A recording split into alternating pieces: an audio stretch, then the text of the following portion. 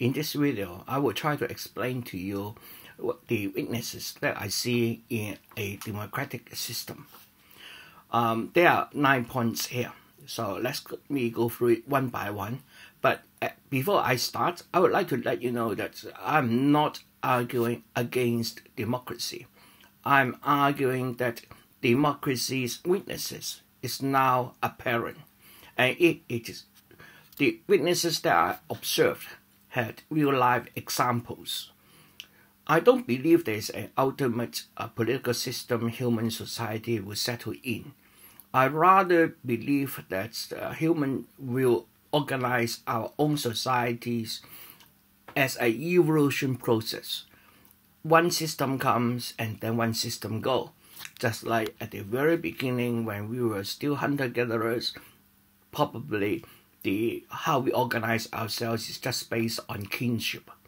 Later on, when we settle down to have farm, to have land, we start farming, then the organization most likely will be a village type, a little tribe, a little groups of people, maybe 20, 30 people, a few families working together. And most of the decisions were made on a consensus basis, with some elder having more experience giving their advice.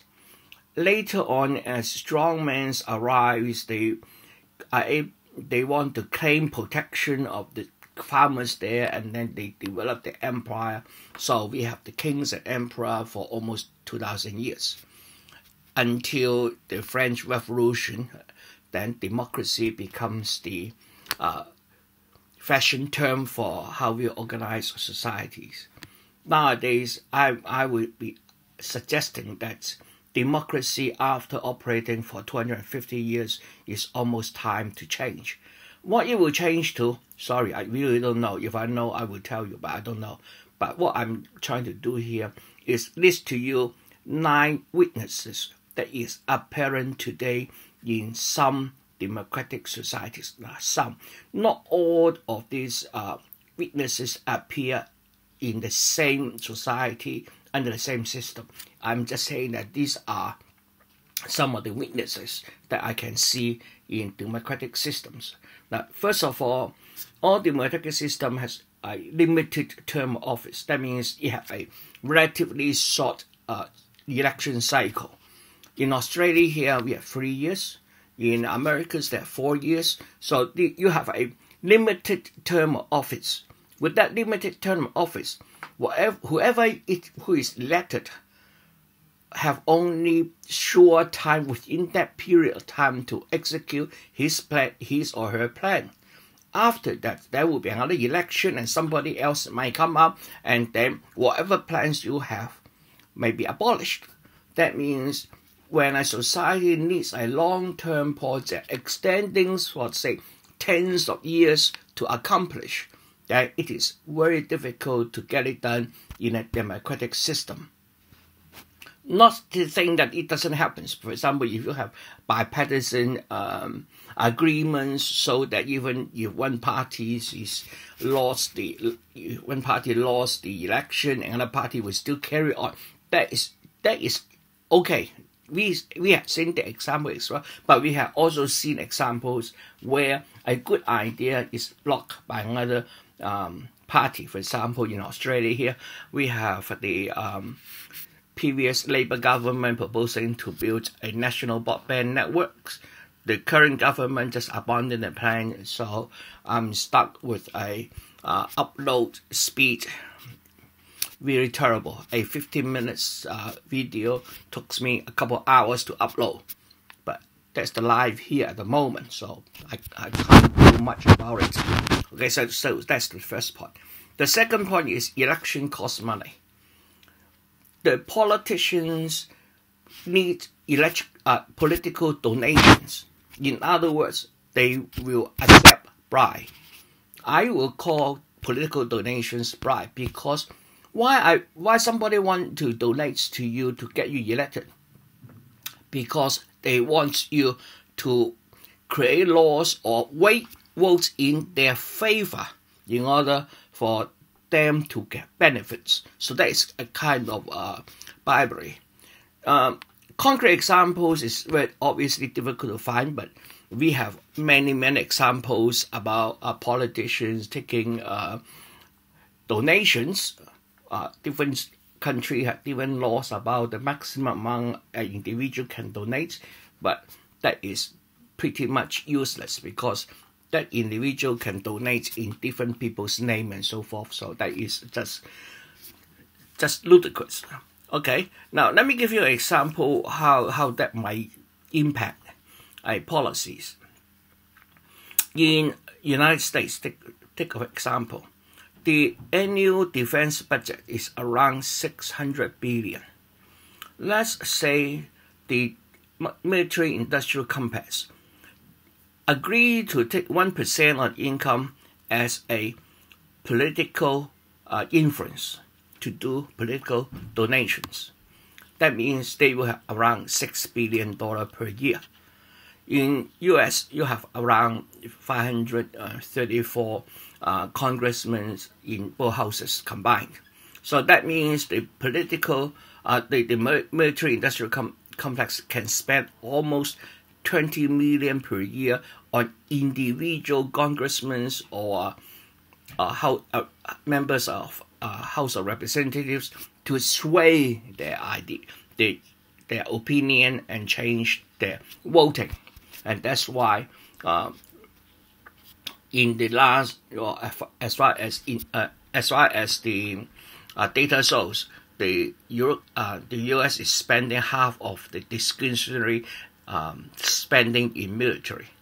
Another example is the American Israel lobby groups. They are one of the most powerful lobby groups. As a result, Israel is the largest recipient of the foreign aid from USA. So part of that recipients, part of that foreign aid, funnel back to these lobby groups in order for them to convince the more lawmakers to make laws in favor of Israel. So that is the reality today. When political leaders need funding to get elected, they are and they will be so.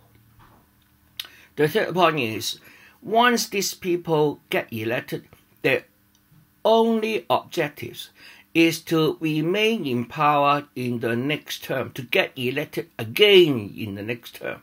After all, these politicians treat their job as a profession. So it is unlikely for them to think about, okay, I'm only doing just this term. Let's say in Australia, 3 years. I just want to do 3 years. After that, I don't want to do politics. No, they are not thinking in that way. They're always thinking, next term I want to get elected again and again and again and again, because that is their profession. And therefore, whatever they do, the main focus is get elected. It is no. A country's objectives is not get people elected. A country's objectives have to deal with how people is living, how the country is running, and so forth and so forth. But once the leaders only focus on how to get elected, there are a lot of critical issues will be ignored. In the two-party system, it is almost standard now. The two parties just try to destroy each other. They are not cooperating. When you are in opposition, you just keep on saying no, no, no, no, no. And when you are in government, you do whatever you want to do, especially fulfilling the election promises to not the promise to the people, the promise which they made to the donors, because, as I say, they want to get elected again. So, this whole cycle of mutual destruction, obviously, is not useful for a country. The country, if you really want to run a country, it should be run using cooperation rather than mutual destruction. Mutual destruction doesn't get us to anywhere. The number 5 weakness of democracy is the kind of leaders that we have elected. We have examples like Tony Abbott in Australia here. We have examples like George W. Bush in US. Popularity is not the same as competence. These so-called leaders are only elected based on popularity. There's no guarantee of their abilities to execute. Just like when we elected Calvin Rudd as our Prime Minister. Whatever his working style, his colleagues doesn't like him. And at the middle of a term, of a first-term Prime Minister, is replaced because they changed the party leaders. That means, again, same point. The election, a popular vote, do not guarantee competence, do not guarantee electing a people who can actually do things. The number 6 is a typical example is the Rome at the near the fall of Rome. At that time, the senators need to get elected by promising to pay higher wages to the army. So they are using the public purse as their chips to buy the electors to get themselves elected. So at the end of the day, there's that much of tax. When the tax is being used to appease a minority groups in order to get elected, other spendings get neglected. Now this is typically happened in Australia in those so-called margin seats, when the difference between the two parties is small. So both parties will try to buy the electorate at that area so that they can get elected. So they will promise something to that small group of people. So for those areas with large differences in their election results especially in the last election, they pay less attention or even no attention at all because they think they will always win. So this welfare to a special electorate is taking public money to benefit a small group of people. That is bribery in reverse. The first form of bribery I talk about is but the politicians accept political donations. This is bribery. Now the politician is taking public purse and giving it to a small group of people in order to buy this group of people's votes. That is bribery in reverse. The point number 7 is that sometimes, no matter which party you buy, you elect, they are bought by interest groups because interest groups have money to ensure that their favorable policies being passed. They buy both sides of the argument. There's another good advantage of buying both sides is that this side cannot complain about the other side having accepted bribe because they accept bribe and they accept bribe. So both sides will just keep quiet. So that is how the game is played. When I have money, well, I don't care. I buy both sides of the politicians. So whatever side wins, I win. Win-win. Always win. No lose. So looking at it in other way, that means we as a common people have a false sense of choice because the choice is just apple. There's no real choice. Now in a lot of these, the number 8 is in a lot of these democratic societies. There's a lot of check and balances. Check and balances also mean the government is being tied. They can't do much. There was a flame around it. If you cannot step out of the flame.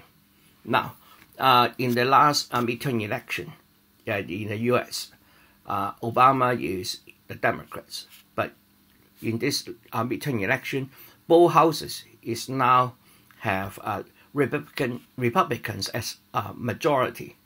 That means Obama for the next 2 years is a lame duck president. He can't do much because whatever he suggests will be rolled down by both houses.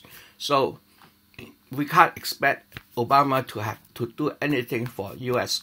That means this president, at least for the next 2 years, is not working for the U.S. citizens.